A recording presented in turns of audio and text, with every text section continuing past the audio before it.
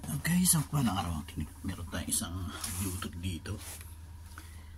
May lumubog yung kanyang charging port. Ito ay pagmamayari naman ni Macy's. At sabi ko sa kanya, itapon niya na kung hindi na pwede. Pero mukhang ito raw yung kanyang pinakagustong Bluetooth headset. Kaya try natin i-repair mga teknik.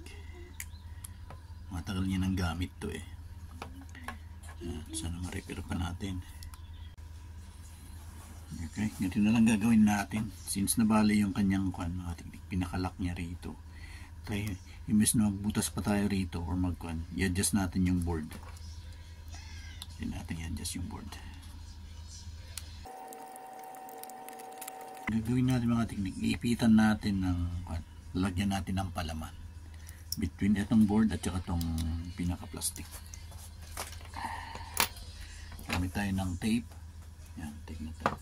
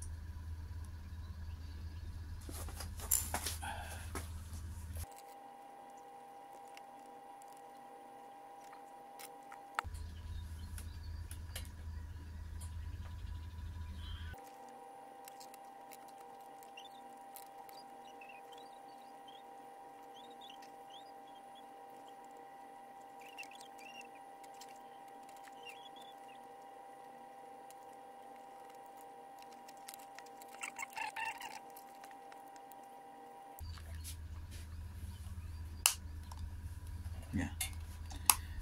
At least medyo labas ng konti. Parang kulang pa ng tulak. Pero ang problema kasi pag tinulak pa natin, ito naman ang lulubog. Yan, tingnan natin ngayon. So at least ito medyo na siya ngayon labas. So try natin i-fit tong kanyang connector. Yan. Yan. So okay siya. So, yun lamang mga teknik. Yan. Ito lang medyo nabali yung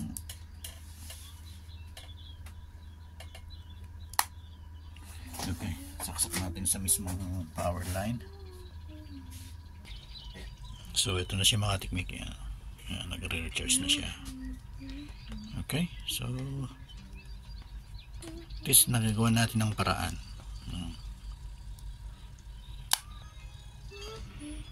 Nag-fit naman mga teknik. Yan. Nabasag kasi yung pinakalock niya. Yun. Kita niyo yung basag na yan. Yung clip na dapat magtulak sa kanyang pababa nabasag. Ayun, niremedyohan lang natin. Yan. Lagyan na lang natin siya ng spacer. So, yan mga teknik. Thanks God. At yan. Ito ay isang dagdag karunungan kaalaman naman. Teknik natin. Yan. So, lagyan natin yung spacer para itulak niya yung connector. O yan, hanggang dito lang tayo. Power yan. God bless.